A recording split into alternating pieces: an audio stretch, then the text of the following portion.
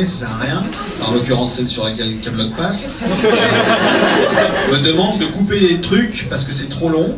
Saison 5. C'est pour ça que le coffret de la saison 5 ça s'appelle Director's Cut. Parce que là, c'est tout. Alors qu'à la télé, c'était pas tout. Et il manquait des trucs et même ça devenait difficilement compréhensible. Donc, à part quand on m'emmerde, c'est tout, il y a tout déjà dedans. Ce sur quoi vous pouvez compter, c'est une édition probablement intégrale de tout, avec, j'essaye, mais c'est très très dur à mettre en place, DVD et Blu-ray en même temps. C'est très très compliqué. Parce qu'il ne faut pas que ça vous coûte cher, et ceux à qui ça coûte cher, ils ne veulent pas. Enfin, ils préfèrent que ça vous coûte cher à vous. Pour ça, j'avais une suite, c'est ce que j'allais aussi vous demander au sujet des coffrets. Oui. Est-ce qu'on pourra s'en servir pour donner de l'élan à un pigeon? Comment? Non mais je suis d'accord avec toi, je sais pas. Donner de l'élan à un pigeon. Elle n'est pas assez fan. Ouais.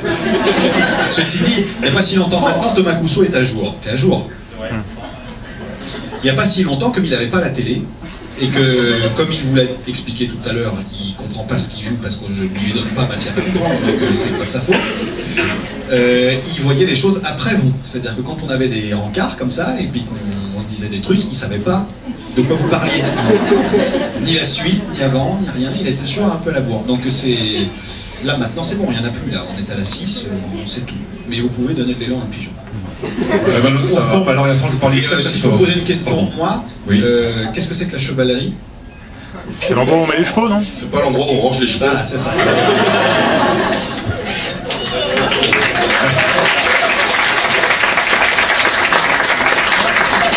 Je ne sais pas si vous allez pouvoir lui faire passer le micro éventuellement, mais comme je vois la main désespérée depuis un moment derrière, on va quand même essayer. Moi j'ai une question, en fait, c'est... Ah, voilà. J'aimerais savoir où vous êtes allé chercher Cadoc. Physiquement, vous voulez dire? Un peu des deux. Où est-ce que j'ai cherché Cadoc? C'est-à-dire que... Donc, mettons que Caradoc soit pas bien élevé, point de vue spiritualité, point de vue QI. Voilà.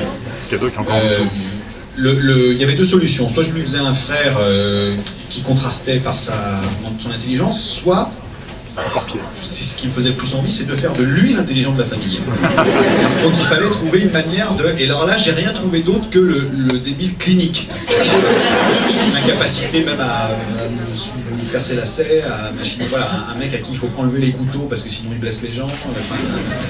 Voilà, donc où je suis allé le chercher, et puis c'est mon ami, notre ami commun, Brice Fournier, qui est un des rares restaurateurs comédiens de France, du monde même, il me semble. Enfin, je veux dire, les comédiens connus deviennent restaurateurs après, mais lui était restaurateur avant, et maintenant il est comédien aussi. Voilà. Merci.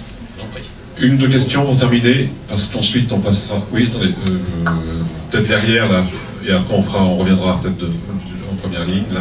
Merci. Merci, alors déjà, merci pour tout ce que vous faites, ça me fait beaucoup rire. Enfin, je pense que tout le monde ne serait pas là sans ça.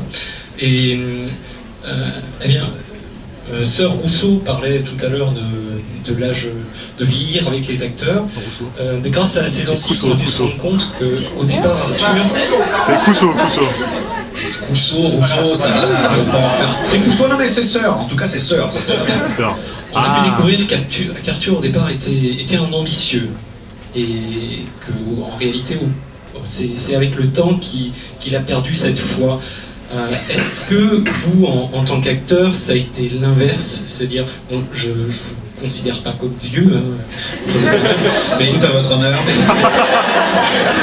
Mais est-ce que ça a été l'inverse, et est-ce que maintenant vous êtes plus ambitieux qu'au départ grâce à la réussite, contrairement à Arthur? Ça, c'est la première question. Et deuxièmement, est-ce que vous aviez déjà pensé à tout le background dès le premier épisode? Alors non, dès le premier épisode, j'avais pas pensé à tout, pas tout. Mais dès la deuxième saison, oui. Parce qu'il a fallu... le premier épisode, ça aurait servi à rien, parce que très honnêtement, ça n'aurait pas marché, on serait resté 3 semaines à l'antenne et on virait. Donc on ne peut pas non plus faire des backgrounds à la répétition, si jamais ils ne les achètent pas, vous voyez ce que je veux dire. Donc là, une fois que ça a été lancé, oui. Le fait qu'il y ait... Il devait y avoir 7 séries. La 6 et la 7 ont été concaténées en une seule, mais sinon c'est à peu près ce que j'avais dit. Et puis pour le reste, Le pouvoir qui est conféré par le fait d'avoir une série qui marche, c'est le pouvoir de fabriquer.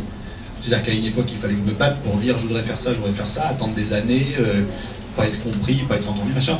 Maintenant, voilà, c'est le seul truc à quoi ça sert, c'est quand je dis un truc, on est tout de suite intéressé et ça se fait. Et moi, je ne supporte pas de poireauter. C'est un truc qui me rend hystérique. Donc, le pouvoir que Kaamelott m'a donné, c'est de fabriquer ce que j'ai envie de fabriquer et de le voir réaliser vite. Et d'en faire un autre, parce que je m'ennuie tout le temps. Donc, il faut que je change de truc régulièrement. Donc, Arthur se décourage. Moi, pas encore. Ça. Et pour les autres acteurs, c'est pareil ou ça vous les autres acteurs en ont marre. Ils en ont ras-le-bol. Thomas Rousseau. C'est pareil quoi, C'est-à-dire, est-ce que maintenant l'ambition est plus grande qu'au deuxième ou troisième tome? Sur le personnage ou pour l'acteur Pour l'acteur que vous êtes, sœur? Non, l'ambition, non, ça n'a absolument pas changé. L'envie, c'est de travailler, voilà. Parce qu'on passe, c'est un métier, on passe plus de temps à pas travailler qu'à travailler. Donc, comme à la le poste, plus difficile, c'est qu'est-ce qu'on fait quand on ne travaille pas. Voilà. Question. C'est pas un sujet génial, hein. Oui, la dernière question, parce que je crois qu'ensuite il va falloir qu'on arrête, parce que de toute façon la signature est délicate dans la foulée, et sinon après. Absolument, oui, parce que absolument moi aussi. Pardon. Donc oui, je sais que vous êtes un grand joueur de jeux de rôle, et que vous l'avez été. Et je voulais savoir si vous n'avez pas eu l'idée, vous n'avez pas traversé d'éditer un jeu de rôle basé sur Kaamelott.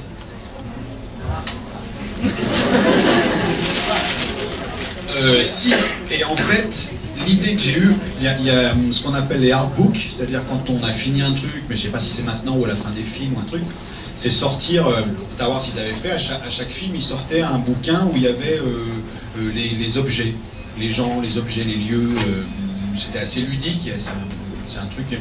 World of Warcraft, par exemple, dans leur collector, leur grosse boîte collector, ils ont sorti un artbook qui est super beau d'ailleurs, avec les croquis, les dessins, les monstres, machin. Et moi, en fait, je voulais sortir ça pour Kaamelott, avec les persos, les endroits et tout ça, mais mettre un gameplay dedans. Un gameplay de jeu. Donc, ce qui est compliqué, c'est que je veux pas tomber dans un Donjon Dragon-like, tout simplement en mettant des dés et des règles et des machins. Et je voudrais qu'il y ait un côté particulier, par exemple sur les notions de combat, comme ils font eux, où il faudrait que les choses arrivent à être bien décalées pour que ce soit agréable à jouer et qu'on n'ait pas l'impression de jouer à n'importe quel autre truc dans un monde de Middle-earth ou quoi que ce soit. Donc si je trouve le bon moyen de faire un gameplay et qu'un jour cet artbook existe, ben j'aimerais bien que ça devienne aussi une bible de jeu de rôle. Ne serait-ce que, c'est pas avec ça qu'on va manger, mais c'est... peut-être par fierté personnelle, je trouve que j'adore les bouquins de jeux de rôle. J'ai même lu des tas de bouquins de jeux de rôle auxquels j'ai jamais joué, j'adore les ouvrages, quoi. Bien, mais écoutez, je crois que maintenant, en vous remerciant, bien évidemment, aussi bien le public que le réalisateur Kaamelott, merci à eux, merci aussi, je vous remercie pour ce passage. Attendez, la particularité d'aujourd'hui, c'est que comme il y en a qui se pointent avec jamais rien à signer, je me suis fait imprimer des photos où je suis dessus d'une sensualité absolument incroyable.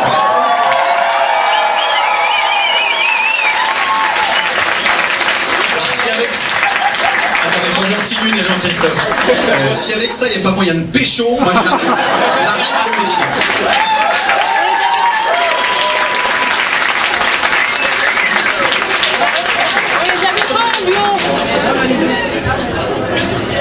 Simplement, pour faciliter les choses, s'il y a des personnes qui ont des BD en priorité à faire dédicacer, de se mettre plutôt sur le côté, je vais vous faire passer avant, c'est un dessin par personne.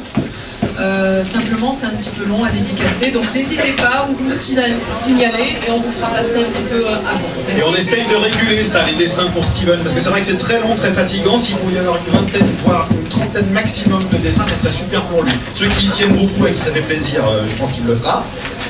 Ceux qui, voilà, n'allez pas dans cette file parce que vous ne savez pas quoi faire d'autre. Voilà.